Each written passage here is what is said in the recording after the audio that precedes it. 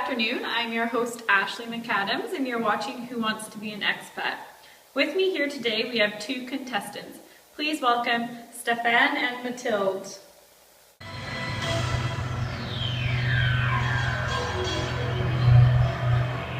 Let's get ready to rumble!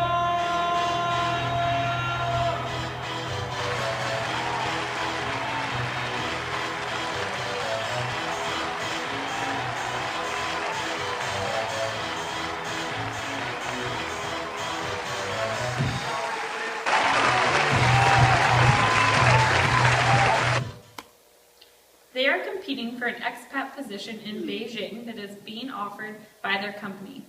We will be asking them important questions, and the contestant who answers the most correctly will win the expat position. Our experts, Claudia and Thomas, are watching from a different room. They will confirm and elaborate on the contestants' responses. Here are Claudia and Thomas. Yeah, Wesley. Let's begin then, shall we? My first question is to distinguish between gift giving and bribery. Bribery is such a bad word. I think the answer is that there is no difference between gift giving and bribery. I think it's part of the game. I think you are totally wrong. For me, giving gift is a common practice in China, but it's not in Canada. It can be seen as a bribery. So, Claudia, would you like to answer this question? Oh, it's okay. You could answer it first. Oh, I insist. Alright, I'll do the honor then. Well, first of all, I totally agree with Mathilde's answer. Although some may say that you cannot do business in China without bribery, it is not recommended to do so. However, as a way of showing respect, giving gift is widely accepted in China. There are some must-knows about Chinese gift-giving etiquette. The gift should not be overly valuable. It is the best to give a gift to the entire company rather than to an individual. You also should specify that the gift is from your company, and the most acceptable gifts are souvenirs from your country. You may explain the meaning of the gift to the receiver. Some of the other acceptable gifts are cigarettes, fine liquor, and banquet. You should avoid giving clock as a gift because it has the same pronunciation as death, and giving clock represents bad luck. The gift should be wrapped in red, pink, or gold, rather than in green or white. You should also notice that the Chinese will decline your gift a few times before finally accepting it. Just like what Thomas and I did before answering the questions, the declining represents not being greedy and showing respect. You have to continue to insist. Once the gift is accepted, you should express your gratitude. You will be expected to do the same routine when you are offered a gift. My next question is explain what face is in Chinese culture.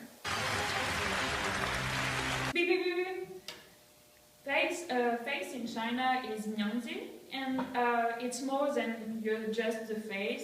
It's also the display of dignity and self-respect when you are interacting with others. It's really critical when you are starting a business in China. You have to give face, to save face, and to show face. What? I can understand you. I think the Chinese face is the same like the Western face. Mouth, eyes, nose. Mathilde's answer was absolutely right.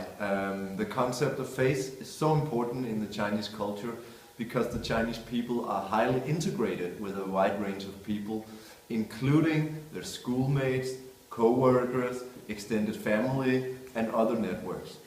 It is hard for you to understand because people from Western countries do not have this same strong sense of integration with an extensive community.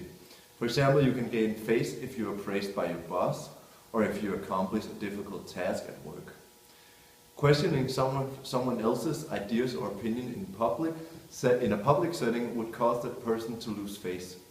My advice to you is to behave politely, speak softly, and most of all, ask intelligent questions and then listen carefully on every public occasion. The next question is to explain guanxi. Beep. Well, that's an easy one. It's a Chinese noodle dish. I had it last week in a restaurant. Maybe I think Stefan is totally wrong as usual. Guanxi is crucial when you are doing business in China. It's really you are exchanging favors and connections with your Chinese partners.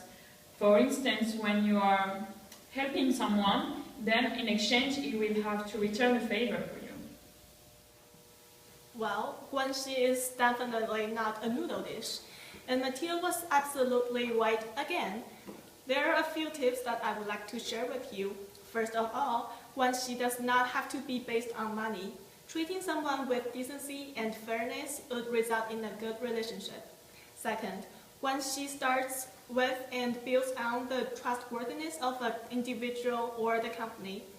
If a company promised certain things and delivered as promised, the company is showing trustworthiness and the Chinese would be more included to deal with the company again.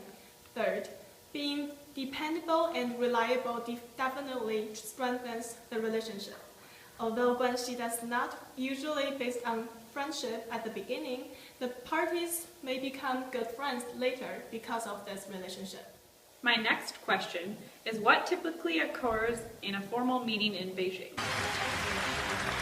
Beep. Well, I would do it in the right way, in the Western way. So as soon as I enter the room, I'm introducing myself with first name, and when there are disagreements in the discussion, I'm addressing them directly. And I would be really aggressive in defending my position and interrupt the other if it's necessary. Beep, beep, beep, beep. Okay. First, you have to be on time on the meeting. Secondly, they will welcome you outside to greet you, and you have to enter into the room by order of rank. After the handshake, they will just give you their business cards, and you will give them yours. And you have to take seats in order of ranks too.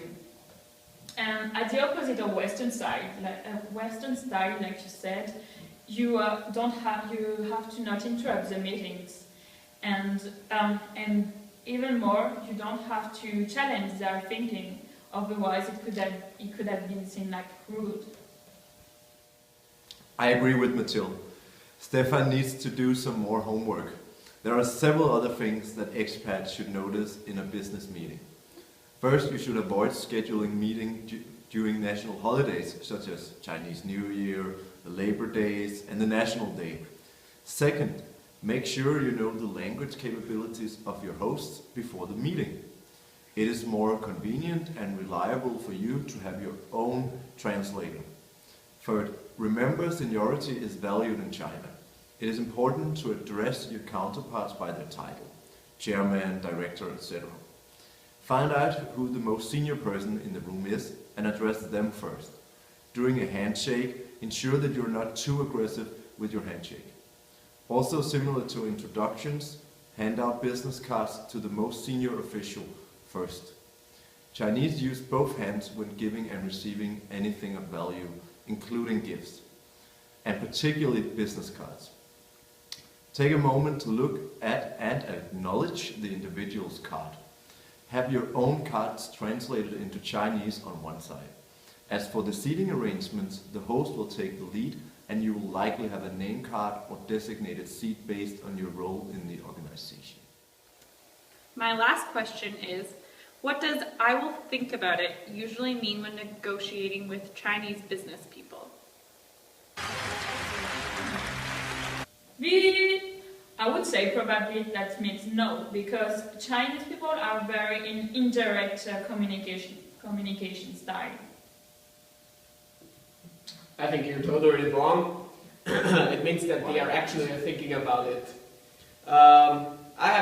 In this case, you have to negotiate further and be really persistent. It means that the business partner is almost convinced and you have to put the contract forward. Well, I'm not sure if Stefan is ready to go to China, but Mathilde really knows Chinese culture. I'm glad you brought up the indirect communication style. The Chinese have a high context culture and indirect style of communication. A high context culture means that certain knowledge is already assumed during a conversation. The Chinese also make significant use of nonverbal means of communication, such as implied meanings, nonverbal cues, indirect statements, and symbolic language. For instance, a Chinese business person will rarely say no directly in response to a situation. They will often say, "We will think about it," instead of that. Rather than valuing directness, the Chinese are more likely to be polite but vague. In addition, they are more comfortable with a considerable amount of silence. Although Chinese in general are considered indirect, the northern Chinese people are more straightforward than the people from southern China. So I'd say it's pretty clear that Mathilde won the expat position. Oh no. Congratulations. Here's some Chinese money.